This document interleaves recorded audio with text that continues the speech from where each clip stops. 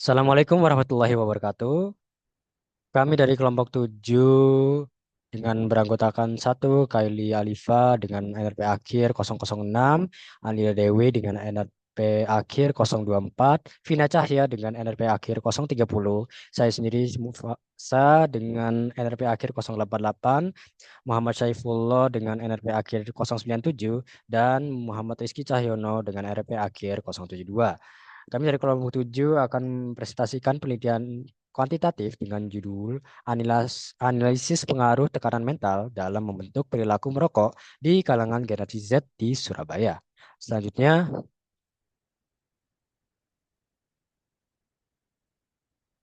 nah, di sini ada pendahuluan, yaitu latar belakangnya kami mengambil dari perilaku generasi Z yang berusia sekitar dari 10 sampai 18 tahun yang menggunakan merokok sebagai mekanisme coping atau pelarian dari stres ataupun tekanan-tekanan mental lainnya.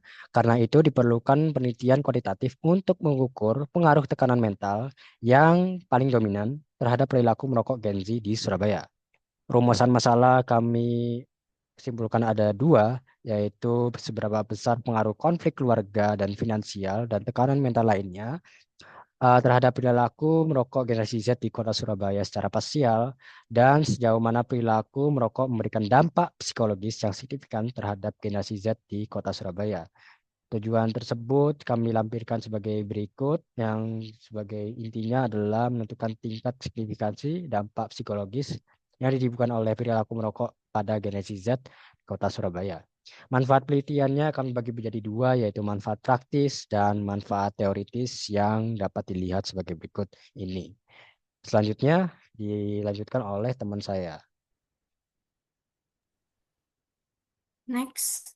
Oke, selanjutnya pada kali ini saya akan membahas tentang tinjauan pustaka.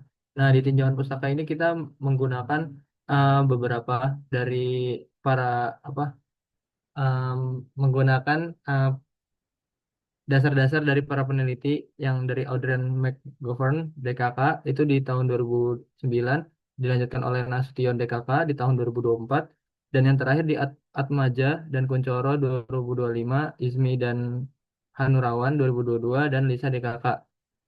Selanjutnya dari ini kita kembangkan menjadi analisis pengaruh tekanan mental dalam membentuk perilaku merokok Gen Z di Surabaya dengan metode SAM PLS. Nah, lalu kami breakdown lagi. Yang pertama itu di tekanan mental. Nah, tekanan mental menurut Andreson mendefinisikan tekanan mental sebagai respon emosional, kognitif, dan fisiologis ketika tuntutan melebihi kemampuan individu. Nah, selanjutnya kita uh, dijelaskan juga di generasi Z di poin 222. 2.2.2. Di menurut Cetiasa menjelaskan bahwa generasi Z lahir akhir hingga awal 2010-an.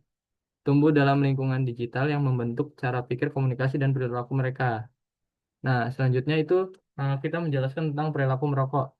Menurut Lin 2023, itu mendefinisikan perilaku merokok sebagai konsumsi produk tembakau atau nikotin dengan variasi intensitas dari eksperimen hingga kebiasaan rutin.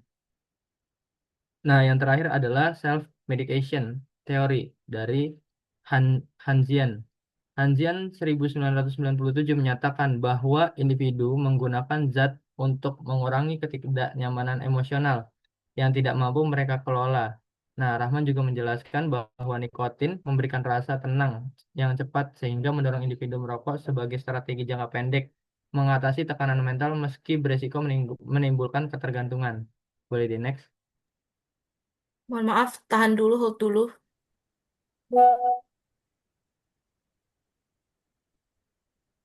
Slide sebelumnya tolong. Nah, penelitian kami berjudul Analisis Pengaruh Tekanan Mental dalam Membentuk Perilaku Merokok Generasi Z di Surabaya dengan metode SAMPLS. Nah, penelitian ini berusaha mengisi celah dari penelitian-penelitian sebelumnya dari Audrey McGovern dan kawan-kawan, Nasution dan juga Atmaja dan Kuncoro, Ismi dan Hanurawan dan Lisa, yaitu yang pertama menguji 4 dimensi tekanan mental sekaligus, yaitu konflik keluarga atau finansial, yang kedua tekanan akademik atau pekerjaan, ketiga tekanan sosial, serta faktor emosional negatif. Yang kedua, kami juga menggunakan self-medication teori dari Hanzian sebagai kerangka utama untuk melihat bagaimana tekanan emosional mendorong perilaku merokok. Yang ketiga, kami menggunakan metode SMPLS yang mampu menganalisis hubungan kompleks antar variabel secara simultan. Yang keempat, dengan mengambil fokus pada generasi Z di Surabaya yang konteksnya belum banyak dieksplorasi dalam penelitian-penelitian sebelumnya. Dengan demikian, penelitian saya memberikan kontribusi baru baik dari sisi teoritis maupun metodologis dalam memahami bagaimana tekanan mental membentuk perilaku merokok pada generasi muda. Next. Selanjutnya kami membahas hipotesis penelitian. Nah, di hipotesis penelitian ini kita breakdown menjadi 5 dari H0, H1, H2, H3 hingga H4. Di H1, konflik keluarga dan finansial berpengaruh positif dan signifikan terhadap perilaku merokok pada generasi Z Surabaya. Di H2, faktor akademik atau pekerjaan mempengaruhi positif dan signifikan terhadap perilaku merokok. Nah, di H3, faktor sosial atau teman sebaya berpengaruh positif juga terhadap perilaku merokok. Nah, di H4, faktor emosional negatif itu yang berpengaruh pada pada perilaku merokok. Nah, dan yang terakhir H0, jenis-jenis tekanan mental, konflik keluarga, finansial, faktor akademik atau pekerjaan itu tidak memiliki pengaruh yang signifikan terhadap perilaku merokok generasi Z di Surabaya. Perumusan hipotesis penelitian ini didasarkan pada self medication hipotesis teori dari Hanjian yang telah saya jelaskan di slide sebelumnya dan didukung oleh konsistensi temuan empiris yang menunjukkan hubungan antara berbagai bentuk tekanan mental dan perilaku merokok bagi lingkungan internal maupun eksternal. Boleh di next. Oke, masuk kepada kerangka konseptual. Jadi kerangka konseptual ini kita mendapatkan dua variabel X dan Y. Itu ditemukan dari melalui rumusan masalah itu. Jadi untuk variabel X-nya yang pertama itu ada konflik keluarga, lalu ada faktor akademik, faktor sosial, faktor emosional yang dapat mempengaruhi perilaku dalam generasi Z dalam melakukan merokok. Next. Baik, selanjutnya beralih ke metode penelitian. Jenis metode penelitian yang kami gunakan ini adalah penelitian kualitatif. Metode ini bertumpu pada prosedur ilmiah untuk menguraikan keterkaitan antar variabel sehingga menghasilkan temuan yang objektif dan tersusun secara sistematis.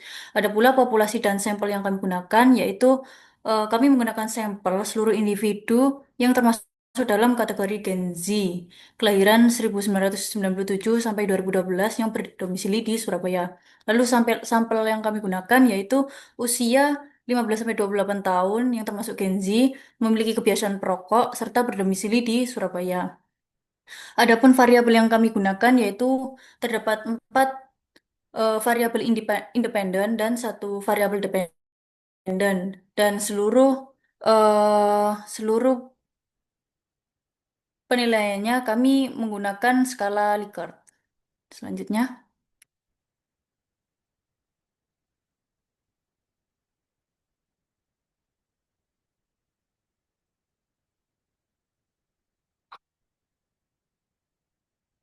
baik, selanjutnya terdapat desain penelitian kami yaitu sesuai judul kami, analisis pengaruh tekanan mental dalam membentuk perilaku merokok di kalangan generasi Z di Surabaya. Kami menggunakan teori self-medication dari Edward Kanzian tahun 1970, di mana eh, teori ini menjadi dasar utama dari penelitian kami.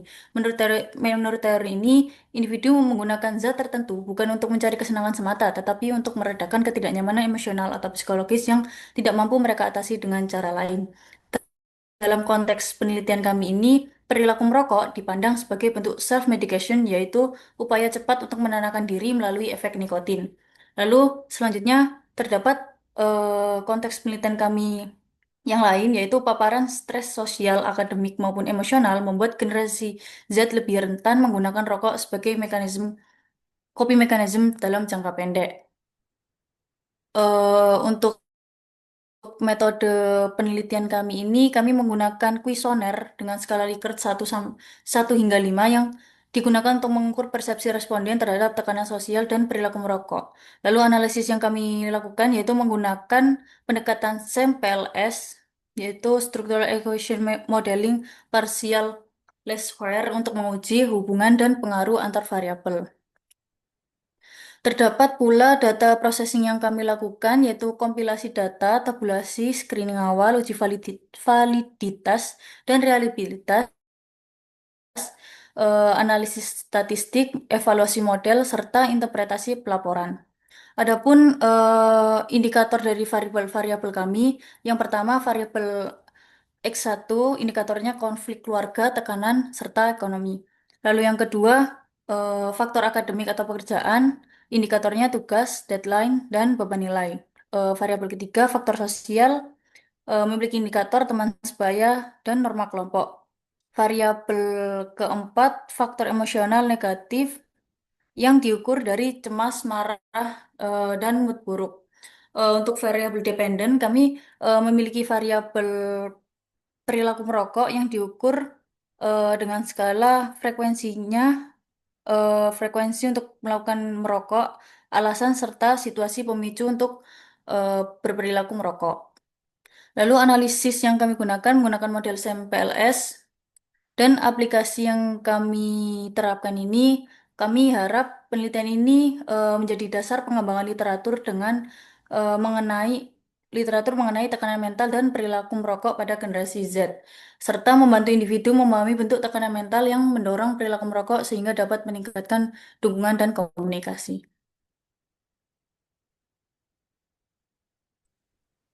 Adapun teknik pengumpulan dan analisis data kami mulai dengan menyesuaikan pengumpulan data dengan tujuan penelitian awal kami, yaitu data ukuran besarnya pengaruh terkait variabel tekanan mental dan variabel perilaku merokok, serta data besaran dampak psikologis yang ditimbulkan oleh perilaku merokok pada generasi Z di Kota Surabaya.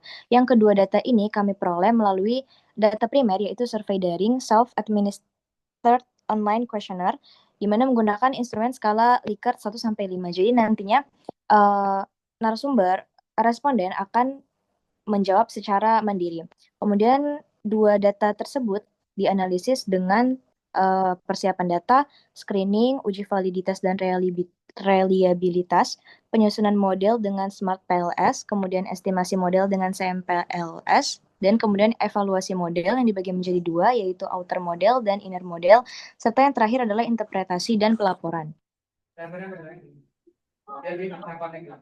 Lalu ini untuk urutan pelaksanaannya, di mana dalam minggu pertama kita akan fokus dalam penyusunan instrumen penelitian, validasi instrumen, dan uji coba pretest. Uji coba atau pretest. Lalu minggu kedua akan fokus pada pengumpulan data, dan di minggu ketiga akan berfokus pada pengolahan data dan analisis deskriptif. Dan di minggu keempat akan fokus pada pengujian, baik model pengukuran SEM-PLS, atau struktural, dan interpretasi hasil, dan penyusunan temuan, dan yang terakhir penyusunan laporan akhir. Ini untuk daftar pustaka dari penelitian kuantitatif kami. Terima kasih. Sekian dari kami, kurang lebihnya mohon maaf. Wassalamualaikum warahmatullahi wabarakatuh.